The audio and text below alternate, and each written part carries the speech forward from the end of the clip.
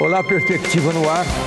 Nós vamos hoje mexer em umas áreas meio nebulosas aí da vida atual, um pouco de perspectiva do futuro que está chegando e tentar entender essa travessia que nós estamos vivendo hoje. Eu convidei um velho e querido amigo, já esteve aqui antes, para a gente filosofar um pouco e, quem sabe, ajudar você a preencher uma lacuna aqui, uma lacuna ali, porque todo mundo hoje está construindo, ninguém tem a verdade toda, porque o mundo é um mundo de transformação. Eu convidei meu querido amigo médico, Onofre Cesário, ele é presidente da Organização das Cooperativas aqui no estado de Mato Grosso, mas mais do que tudo é um pensador. Xará, prazer em tê-lo aqui. Obrigado pelo convite, estamos aqui esperando as provocações. Olha, eu falei xará, para você que é jovem, que chegou agora, é preciso saber o que significa xará. É uma palavra que vem das línguas africanas. Xará são aquelas pessoas que têm um nome semelhante, Onofre Cesário e Onofre Ribeiro. Então, nós somos xarás. A hora que a gente falar aqui, não se assuste não, que não estamos nos ofendendo, não. Ao contrário, é um gesto de carinho. Mas, xará, uma semana dessa recente, eu trouxe, sentou-se nessa cadeira aí, o entrevistado, o professor João Edson de Souza. Eu sempre filosofo com ele também. E eu perguntei para ele, e vou lhe perguntar também, o mundo está derretendo? O mundo está derretendo, mas numa relatividade, porque se ele se derrete todo, nós teremos, né, Onofre, o caos. E o caos, ele não existe no mundo além do relativo, porque nós temos outros mundos que é o absoluto. Então, o caos não será permitido e nunca foi permitido. Então, essa palavra derretimento é parcial, não é total. Então, mas há uma transformação. Então, você acha que ela não é caótica? Aparentemente, está tudo fora do lugar. Religiões, os valores mais antigos, família, religiões, a própria ciência, a política, a economia, as instituições, está tudo em ebulição. Isso não seria caótico? Isso é caótico no mundo dos 5 sentidos, através do que nós chamamos do tridimensional. Mas não é caótico a partir de outras dimensões, a 4ª, 5ª e N dimensões. Porque a energia, para se tornar matéria, ela tem de realizar um trabalho. E essa energia, ela não vai se tornar caótica. Mas dentro do caotismo, se é um neologismo que eu estou produzindo aqui, sim, existe essa possibilidade da formação desse derretimento parcial, mas nunca total, porque o total, se fosse o total, a gente estaria atingindo o absoluto. E corria o risco de ser uma destruição, né? O caos total. O caos total seria. Aí também destruiria, no caso da Terra, o planeta, né? Agora, a humanidade sempre caminhou, não é a primeira vez que a gente vive um caos. É um caos parcial, como você diz. A evolução humana, ela precisa dos tropeços para evoluir, que seriam caos momentâneos, né? Temporários. Sim, eu estava lendo, não é meu isso, mas como médico, que os anestesistas, os primeiros anestesistas, que nem era chamado de anestesistas, eles deixavam o paciente sentir um pouco de dor no pré-operatório, durante a cirurgia. E eles tinham assim, na cabeça, que se a pessoa sentisse dor, ela recuperava, o pós-operatório seria mais, ele recuperava mais fácil, quer dizer, foi retirando a dor do paciente. E hoje, com tantas drogas para retirar a dor, parece que o paciente fica mais no leito, nós estamos mais sensíveis a essa terceira dimensão. Isso é bom ou é ruim? Isso olhe bem, se a gente tivesse um preparo psicológico, mental para isso, seria até bom. Mas acontece que ninguém quer sofrer. Não quer. E aí se usa das drogas. E aí, se for nesse campo, realmente a população está no caos relativo que eu falei, está doente, como o planeta também. Recentemente eu fiz uma pequena cirurgia aqui, caí de um cavalo, e fui medicado de tal maneira que eu não senti 1 milímetro de dor. Isso é bom? Olha, isso foi bom para você, que já tem uma consciência, que eu acredito que tem, por isso que eu estou aqui, uma consciência mais elevada. Mas vamos supor que esse cavaleiro fosse diferente de você, e qualquer dor que ele tivesse no futuro, ele queria se medicar através dessas medicações, que provavelmente tinha morfina no seu componente, que é uma das drogas hoje de nível pequeno em relação aos opiáceos mais modernos. Então, ela ia ficar dependente dessa droga, porque ninguém quer sentir a dor. Mas no teu caso, eu acredito sim, que você, já fazendo a pergunta, você já tem aquela resposta, que você já tem esse nível de consciência para se manifestar que foi bom, mas isso pode levar à dependência, como tudo pode levar hoje. Você me suscita uma pergunta.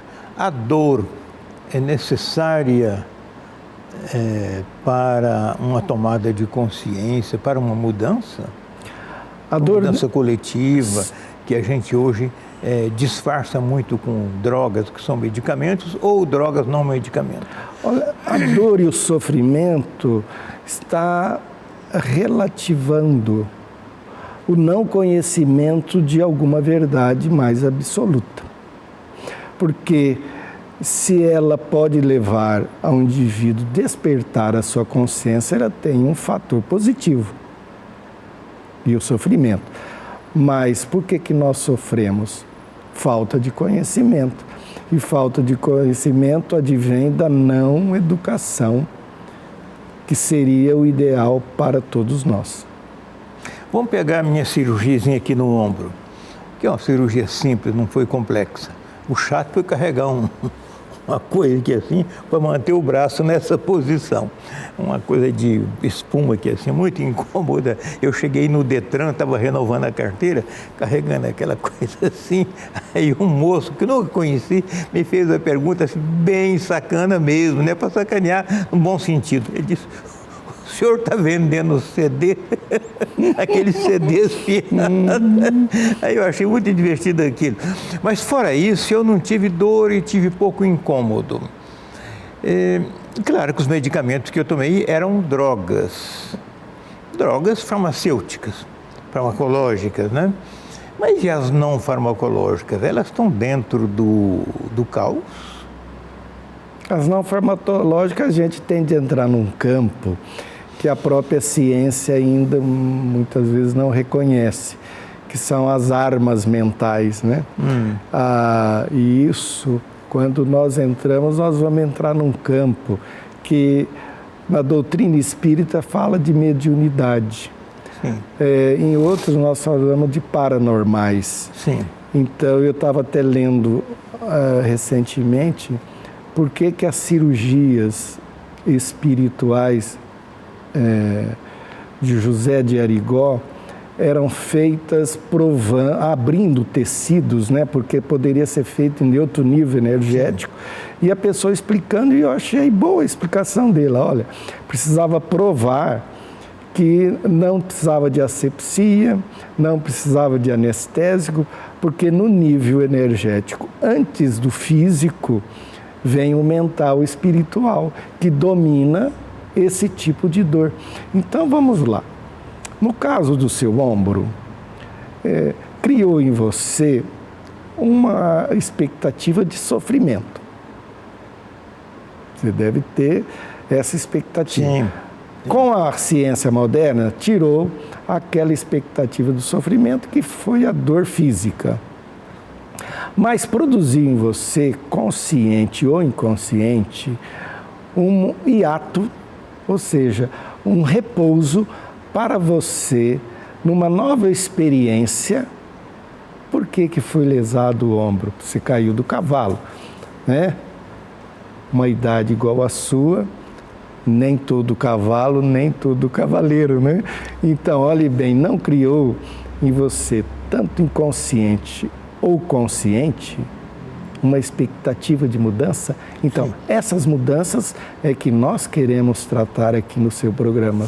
Elas são possíveis e elas não seriam mudanças se nós estivéssemos no caos total. Por isso que eu estou falando em caos relativo. Que seria um caos passageiro. Passageiro. Como é que você enxerga esse caos passageiro agora que nós estamos vivendo nesse mundo com tantas transformações? Eu vejo que o ser humano, eu acredito no processo evolucionário. Se cada ser humano está num processo evolucionário diferente e nós produzimos essas diferenças, nós vamos produzir esse caos relativo que chama desequilíbrio. O desequilíbrio é doenças. O que é a doença? Não é um desequilíbrio do equilíbrio? Então, essas mesmas pessoas que passaram por experiências, ou por meditação, ou por reflexões, igual você no seu ombro, já tem um estado de consciência ou de subconsciência que vai produzir pessoas que estão preparadas para as mudanças. E aí você pode me perguntar, e as pessoas que não estão preparadas para as mudanças? Advém o sofrimento. Sofrimento de não aceitar as mudanças necessárias para o processo evolutivo. Olha como isso... É por inconsciência ou por ignorância dele? Por ignorância, a maioria das vezes. Porque se for por sabedoria e conhecimento, nós teremos a figura do diabo, né? Do mal, né? Repete de novo essa frase. Então, se for por ignorância, ele estará até a possibilidade de salvamento. Mas se for por um conhecimento pela maldade, nós chamamos de diabo. Chamamos de tantas palavras. É o mal se manifestando conscientemente na mente dessas pessoas. Esses aí terão um futuro, na minha visão, que são os elementos que vão perder a individualidade de manifestar em qualquer meio. Eu vou aproveitar a sua colocação agora e fazer uma pergunta. A minha geração tinha pela política um respeito muito grande, porque era um canal que a gente tinha de que as coisas acontecessem coletivamente. Hoje a política chegou no ponto mais degradado que podia chegar, está dentro de um próprio caos. A cabeça dos políticos, de modo geral, claro que tem exceções, nós não estamos generalizando. Como é que ela está nessa equação aí da ignorância, da maldade, da ganância, de uma certa ignorância, que o cara recebe aqui R$200 mil no mês de salário e ali no postinho de saúde não tem dipirona para a mulher que leva um filhinho lá com febre. Então, basicamente, o político ignorante que está lá em Brasília, que chega num estado desse, pode ser que ele seja um processo de mudança no próprio Congresso. Então, eu acredito que tenham números de gente ignorante, mas com o coração bom. Mas a maioria está passando por um processo de que tem conhecimento da causa, sabe que está faltando a dipirona no postinho e essas pessoas são maldosas. Essa maldade, ela não vai ser eterna, porque o próprio processo evolutivo, vai massacrar essas pessoas num futuro muito próximo. Esse pessoal, nós estamos usando aqui no sentido genérico, não estamos aqui demonizando a política, porque ela é necessária, está numa fase ruim porque está numa fase ruim. Mas quando você tem lá um parlamentar ou um gestor público, por que público? Porque o dinheiro de todos nós é canalizado para lá, para o Estado. E quem gasta são os gestores públicos, quem legisla a respeito são os congressistas, quem faz justiça são os magistrados. Então, tem todo um sistema montado aí que trabalha a partir do recurso público gerado pelo imposto do cidadão mais modesto ao mais rico. Na medida em que ele degenera o seu papel ou deixa de cumprir o seu papel, na proporção que está hoje, que é uma proporção de absoluta decadência, é um ciclo que está terminando ou um ciclo que está se encaminhando? É um ciclo misto, porque, como eu disse no início, não existe caos total, existe o caos parcial, porque o total seria a destruição de um plano, que é o próprio planeta Terra. Falando de planeta Terra, porque existem outros planetas. Sim. Então, esses políticos que, conscientes ou não, porque se eles forem inconscientes, vamos chamar de ignorantes, eles podem mudar a sua percepção da política. Você falou em transição. Sim. Eles são importantes para que estimulam outros que estão também desequilibrados buscar o equilíbrio. E isso nós comentamos antes do programa, chama simplicidade. E a simplicidade, ela parece que é uma palavra que tudo é simples. Não, mas isso traz uma complexidade de mudança interna. Então, essa mudança interna, ela vai ser necessária, e esses elementos que conhecem e fazem do recurso público a não aplicação para a população em geral, serão elementos também necessários para o meio, porque como você pode reconhecer o meio bom de futuro, se não existe o contraponto daquele meio ruim. Eles estão provocando uma tomada de consciência de quem já tem uma consciência de que aquele não é o comportamento. Você falou tudo. Então, são pessoas necessárias também. Olha, o mal é necessário, né? Muitas... Você acabou de dizer que sim, o mal é contraponto. Contraponto. Ele muitas vezes é necessário para estimular o bem. E o bem, como ele tem uma energia maior do que o mal que nós acreditamos, então ele será o vencedor dessa guerra de pensamentos, religiões mentalidades e ideias. Muita propaganda, fizeram um proselitismo, que é teorias de que o mal é o demônio, é o capeta, é o satanás, é o diabo, e como se o mal fosse uma coisa encarnada numa figura física. Mas não é, né? O mal é um contraponto do próprio ser humano, né? Do próprio ser humano. E que o empurra para frente. O bem que é essa disposição, me permita só um segundo, o bem que é essa disposição de estar equilibrado, e o mal seria o desequilíbrio desse equilíbrio, isso é próprio do ser humano para que evolua, né? Senão, se ele não tiver causa para combater, não tiver causa para direcionar, ficaria um ser inerte. Isso é uma assertiva que eu concordo, e ela está dentro de um padrão de pensamento filosófico muito bom.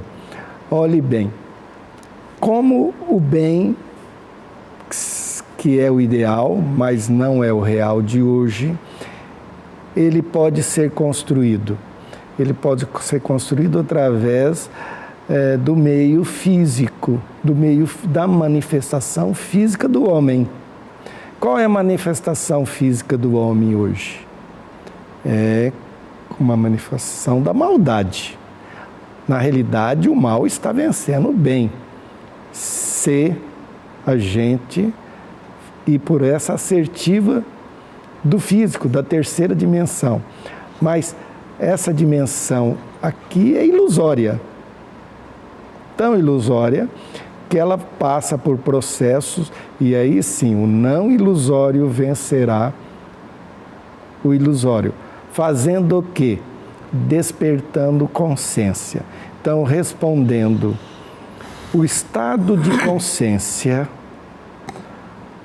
do diabo, do capeta, do mal, é um estado de consciência físico de uma dimensão limitada. O estado de consciência de Deus, ou do divino, é um estado de consciência mais elevado.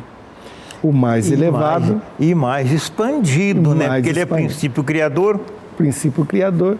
Então, já está dado a resposta sua, que você perguntou. Então, como é que você enxerga esse momento que efetivamente é de transição? Nesse raciocínio, bem e mal, a gente está atravessando um período necessário. Estamos. Nada é desnecessário no mundo das dimensões. Eu falo necessário para a evolução do próprio ser humano. Para a própria evolução do ser humano. Então, essas memórias que ficarão e que voltarão através de um processo evolucionário, trará a evolução do ser humano para que o planeta ele saia do nível pesado, cinzento, sim, para um nível mais leve, mais branco. E isso é uma fraternidade. Isso é o caminho. Isso é o caminho. O caminho próximo. Eu estou lendo um livro, nós falamos agora mesmo sobre ele, Yuval Harari, chamado O Homem Deus. E ele diz que em 3 pontos o homem, comparando a Idade Média, o homem hoje é Deus, que naquele momento tinha o poder. Nós conseguimos arrumar as vacinas, prolongou a vida. Isso era mão de Deus antigamente, naquele tempo da Idade Média. Nós conseguimos acabar com as guerras por comida, expansionismo por comida. E outra coisa, eu não me lembro agora, mas não é importante. O que eu quero ficar é na questão das guerras por expansão de território atrás de comida e de riquezas. E aquilo era, do ponto de vista humanístico, era desumano, era horrível, violento e tal. Mas nos trouxe até aqui. E a gente aprendeu a produzir comida até em excesso. Como é que a gente olha isso do ponto de vista do caos, da evolução, do caminhar da humanidade? Tem uma palavra-chave que chama egoísmo e poder. São palavras que é o egoísmo, o que é o centralismo e o poder.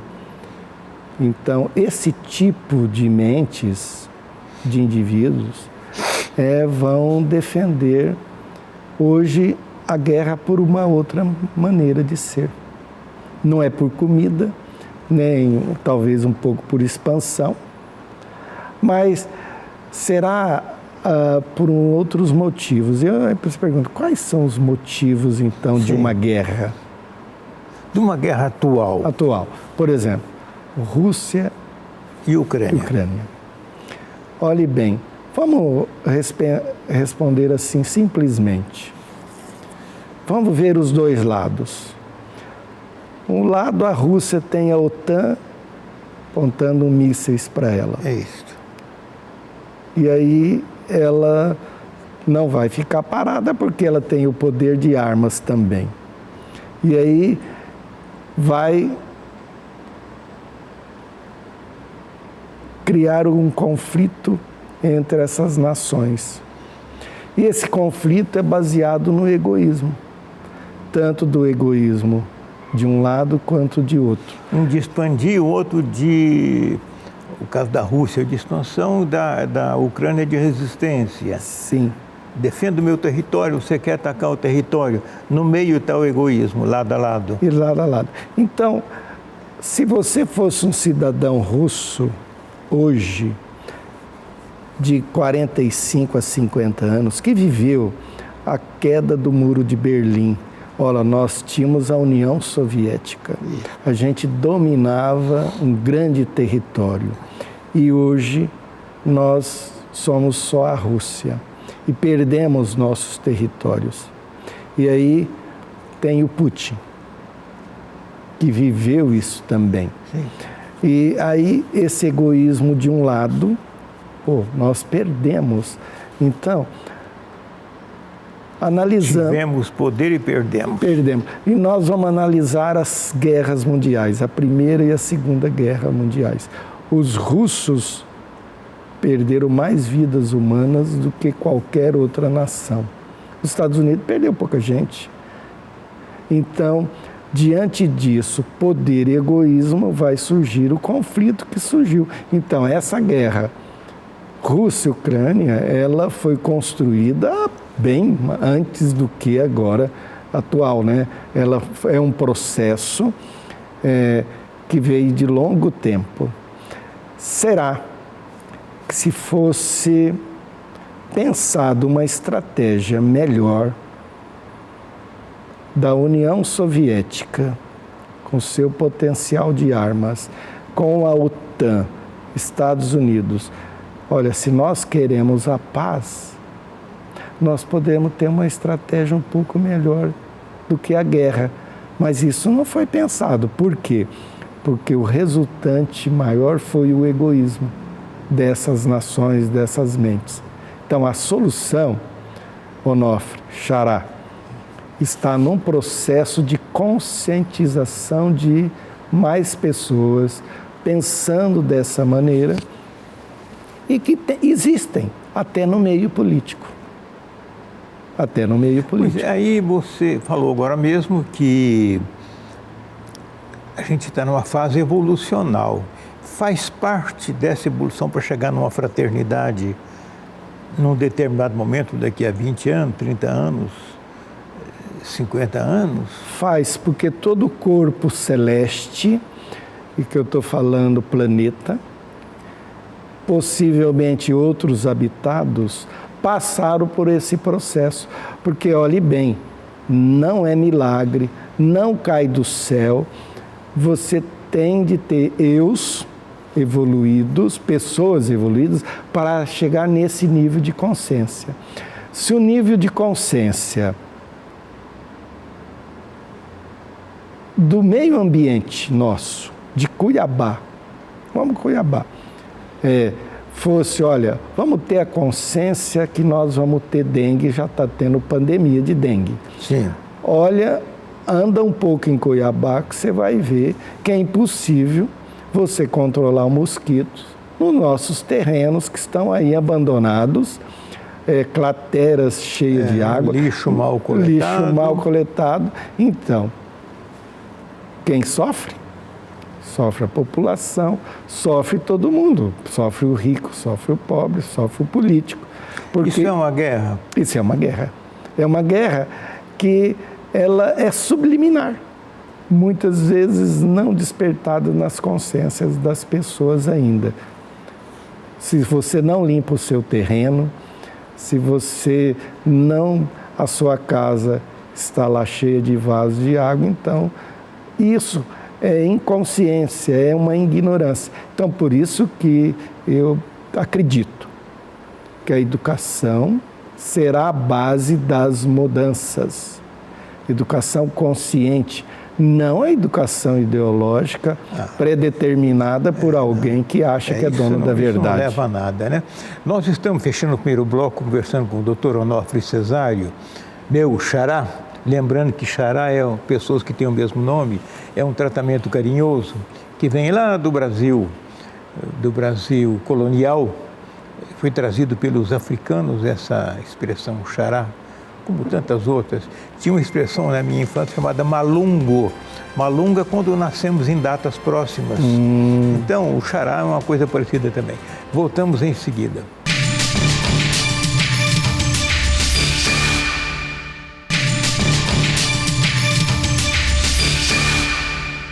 Olá, estamos de volta à Perspectiva, conversando hoje com meu xará, Onofre Cesário.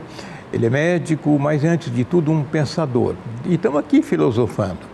Nossa pauta é começar e termina como der. Nós não seguimos um script, porque essas coisas que nós estamos tratando aqui no campo da filosofia não tem script. Eu queria puxar um pouquinho atrás nossa conversa. Lembrando lá atrás, no século XII, por ali, o Gengis Khan, que era um imperador mongol, veio da Mongólia, atravessou a Europa, fez um estrago, matou muita gente. Ele expandiu o território dele em busca de comida. Matou muita gente, os soldados vinham estuprando a mulherada no caminho e produzindo filhos bastardos das tribos, que tempo era tribo, com os mongóis. Isso mudou a genética de toda uma região. E, ao final, um dia aquele império acabou. Aí nós temos, nesse momento, com uma outra leitura, o Putin. O que une o Uno, o que une o Átila, rei dos Hunos, com o Putin, nessa linha filosófica? O Putin sentiu, e vejo que ele, a grande maioria da população russa, a perda de um grande território que foi conquistado por uma ideologia que nós já sabemos a história, e tem uma relação, sim. Hoje não é por comida. Sim, não é. Nem por recursos, que a Rússia tem muito ainda. Tem. Então seria por poder. E aquela análise de que as guerras morreram muito mais russos do que europeus, tanto a Primeira quanto a Segunda Guerra, eu vejo que através desse poder, e eu estou dizendo aí o poder bélico, porque a tecnologia russa para o doméstico, né? A gente vê as televisões, os carros, era de quinta categoria. Tá aí o Lada, né? Para a gente não tirar nenhuma, né? Não ficar com dúvida. Mas o fuzil Kalashnikov é um dos melhores do mundo, o AK-47. Então, se eu tenho esse poder bélico e perdi a minha territorialidade, por que eu não vou conquistá-la novamente? E o Putin não é uma pessoa burra. Não. Olhe bem, a ausência de lideranças. Quando eu falo em ausência de lideranças, vamos lá, os líderes americanos atuais, são tirando um pouquinho do Trump, que é uma pessoa do estupim extremamente curto, também um pouco desequilibrado, sim, mas ele tem um posicionamento. Então, vamos lá. Vamos esperar o tempo. Trump eleito, como será o final da guerra da Ucrânia e final da guerra Hamas com Israel? Ele está pretendendo reduzir recursos. Os recursos americanos são finitos. Nós precisamos de melhorar para o nosso povo. Então, verdade, o que está acontecendo no Texas, então, né? Você acha que o Putin e o Átila são semelhantes, guardada a proporção do tempo? São semelhantes. São pessoas que, no seu egoísmo, mas também no seu expansionismo, têm o mesmo objetivo de poder. Se ele vai chegar lá, eu tenho as minhas dúvidas, porque o mundo hoje é um mundo muito volátil. Sim. E essas vidas humanas perdidas, até a gente fica perguntando por quê, né? São desnecessárias, porque se tivesse uma estratégia mais inteligente, que na época agora não é factível ainda, mas de sabedoria, poderemos evitar as guerras no futuro. E aí nós estamos entrando na questão do caos. Sim. Por que o caos, ele é relativo e não absoluto? Não, seria o fim da própria raça humana. Lembrando que caos não é desordem, é a falta de uma ordem.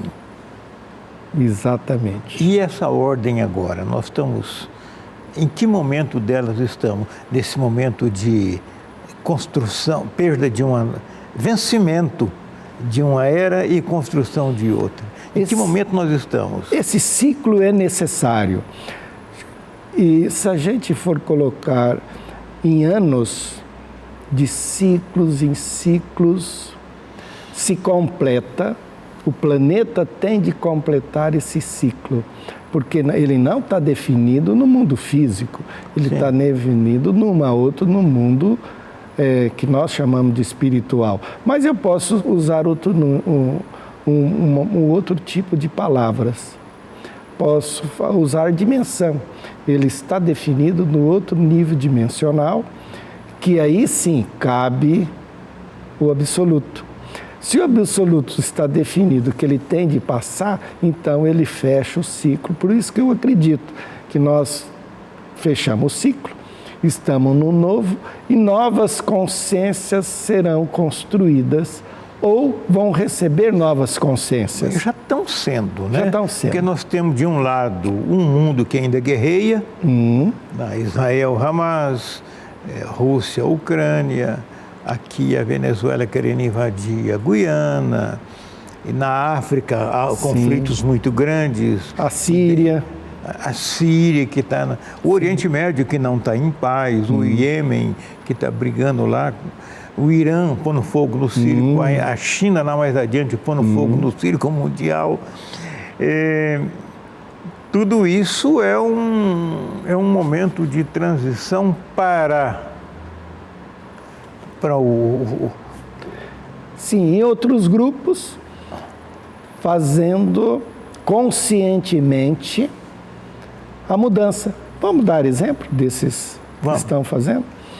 Por exemplo, agricultura regenerativa, bioorgânicos, defesa do meio ambiente sem ideologia, cuidado com as pessoas vulneráveis, tipo os indígenas, querendo que eles produzem o trabalho próprio deles, reconhecendo que eles são capazes e têm um cérebro igualzinho o meu, igualzinho o seu, sem ideologia, porque uma vez você pode usar o poder do contraponto. Olha, você é incapaz, então eu cuido de você totalmente. Não é isso. Eu cuido de você dando conhecimento para que você faça a mudança. Esses eu acredito. E esse grupo é grande também. Esse grupo está se reunindo, está se manifestando pelas mídias sociais, estão aí, não pela mídia clássica. Mas esses grupos existem. Eles existem dentro das igrejas, existem dentro das escolas iniciáticas, dentro da maçonaria, dentro do espiritismo. Existe um grupo grande, a gente é bom. E essa gente boa vai construir para que o planeta feche o seu ciclo que ele está fechando. Ele tem de fechar. Então, estamos vivendo um caos necessário. Necessário para a evolução. Porque não sabemos anteriormente construir coisas melhores. E isso inclui você, inclui eu, inclui todo mundo, porque se nós somos um processo de evolução, não queremos ser aqui santos, né? Sim. Então, mas hoje a gente precisa reconhecer, a palavra muito boa essa eu gosto, reconhecer que também é necessário mudança internas em nós, que nós também fazemos parte do processo. Não somos santos. Se a gente fosse santos, estaria talvez no outro grau de evolução da compreensão. Aí não estariam falando nem bem nem mal, né? Nem bem nem mal, não era possível. Talvez seja lá daqui a 1 milhão de anos, sejamos nós daqui a 1 milhão de anos. Exatamente. Né? Então, olhe bem, isso gera uma coisa importantíssima que chama esperança. Eu acredito que a esperança consciente, ela produzirá homens conscientes. Eu quero aproveitar essa colocação sua e voltar um pouquinho. Me recordo quando caiu o Império Romano, eu não estava lá, mas sei pela história, 495 depois de Cristo, cai o Império Romano e começa a Idade Média, considerado 1000 anos, a noite mais longa da história de 1000 anos. Ali era a religião aqui ocidental, era só a católica, a Igreja Católica tinha um poder político imenso, ela era dona do poder político, e a retratação do homem na arte, na pintura, na escultura, na própria música, era um homem deformado, todo imperfeito, um homem imperfeito. A música era de sofrimento por essa imperfeição diante de Deus, a escultura idem. As obras de arte eram terrivelmente sofridas. Aí isso durou 1000 anos e de repente aparece o Renascimento. Aí mostra o homem no seu esplendor, a música muda completamente, a escultura muda completamente e aquele terror todo resplandece num momento de luminosidade, o homem perfeito, um homem do seu potencial. 1000 anos entre o fim do Império Romano, que começou a Idade Média, e o fim da Idade Média. Você acha que nós estamos vivendo isso, nessa sua perspectiva? Estamos vivendo em uma fase diferente que tem tecnologia. É muito mais rápido. Não precisa 1000 anos. Não, a rapidez é assim, ó. Porque hoje nós temos canais abertos, tanto ao nível de dimensões de mente ou dimensões físicas. Por exemplo, hoje, com um pequeno aparelho que nós fazemos comunicações, nem precisa saber a língua. Está lá o Google, o Dr. Google tem várias línguas, você fala onde você quiser no planeta.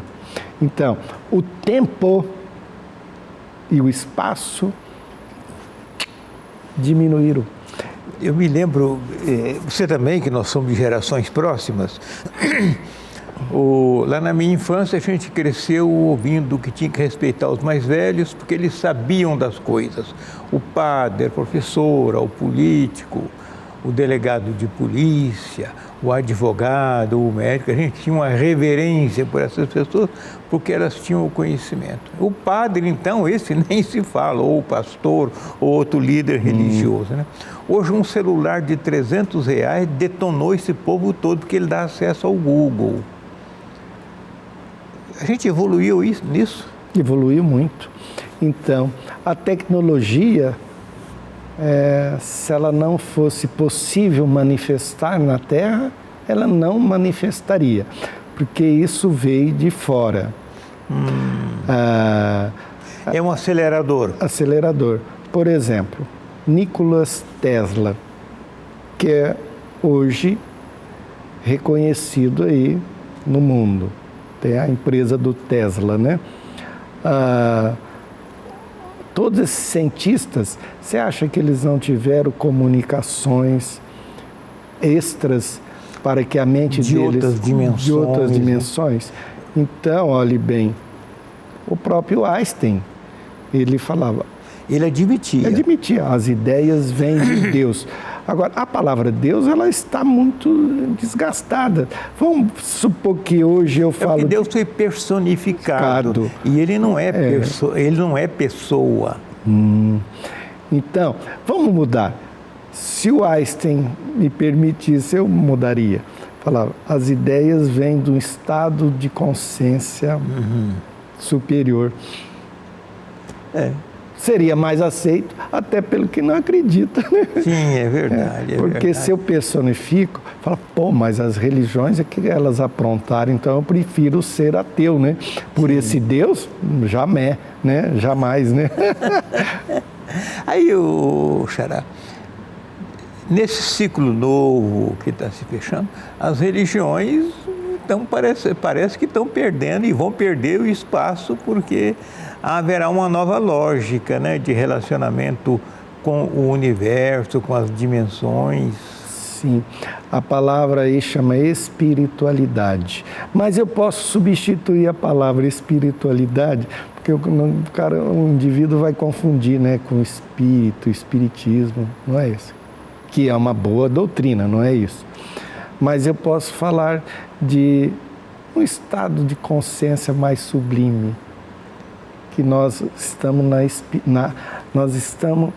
chegamos no caos parcial, porque o caos total é o abismo. Sim. Caos parcial, e vamos na espiritualidade. Então, nós estamos em ascendência.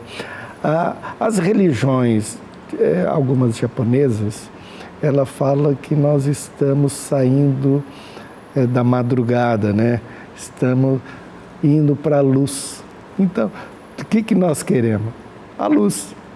Sim. A luz mostra tudo. Então, não é um quarto escuro mais. E isso, existem homens preparados hoje? Existem.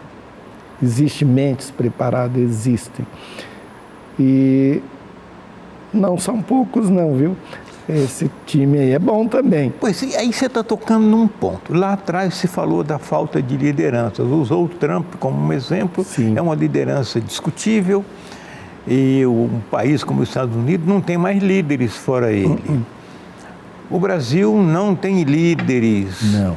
O mundo está sem líderes. Sem líderes. Os líderes são desnecessários porque está havendo uma tomada de consciência coletiva para substituir aquela liderança vertical, ou seja, a liderança fica mais equalitária em vez de ser alguém em cima ditando ordens cá para baixo. Os líderes vão se desaparecendo, diluindo, na razão proporcional de que esses indivíduos que nós estamos falando do bem assumam o comando. Eu estou falando não o comando numa dimensão superior. Nós dois estamos fazendo isso aqui agora? Nós dois estamos fazendo isso. Sabe o que nós estamos fazendo?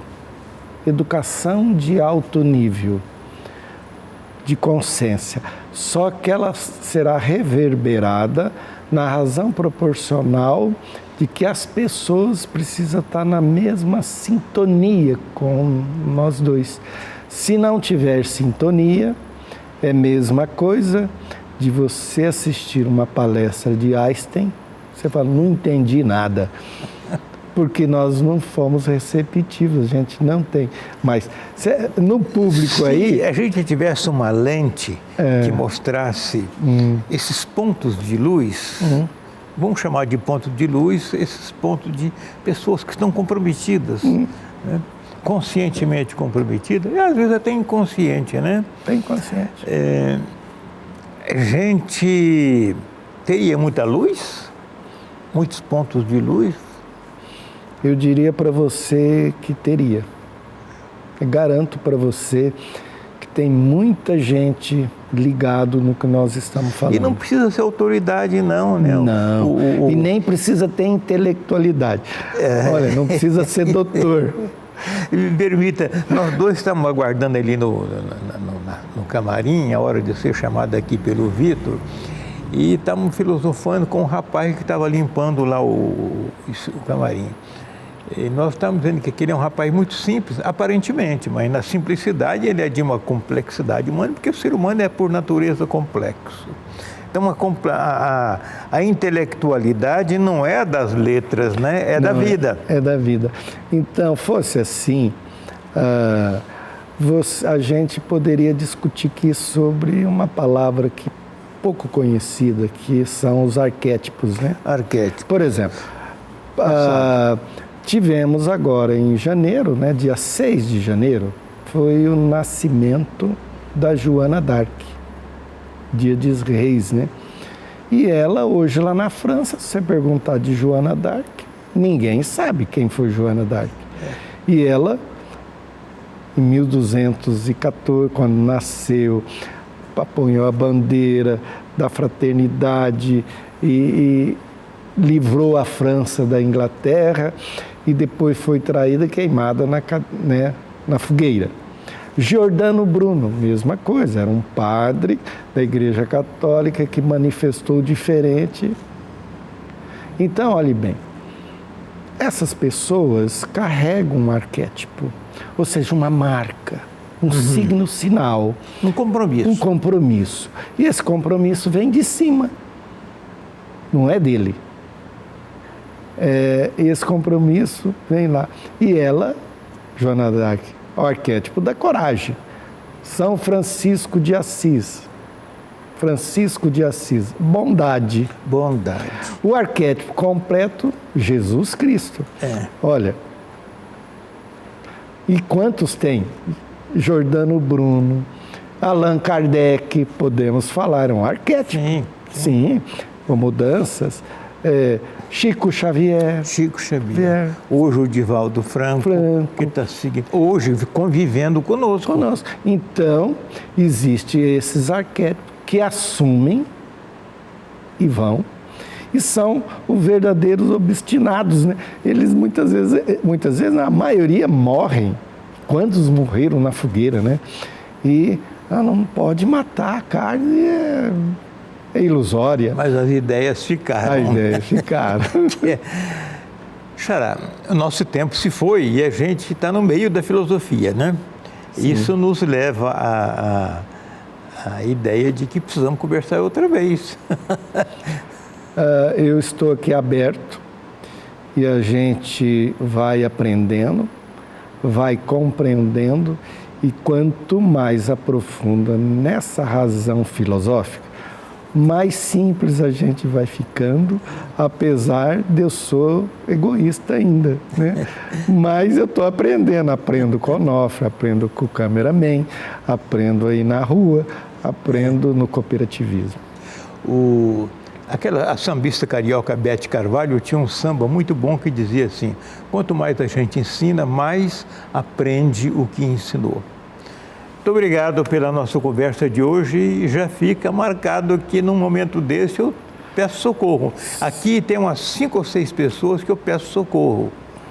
Quando dá um nó, eu chamo. Então, você é um desatador de nó. Muito obrigado.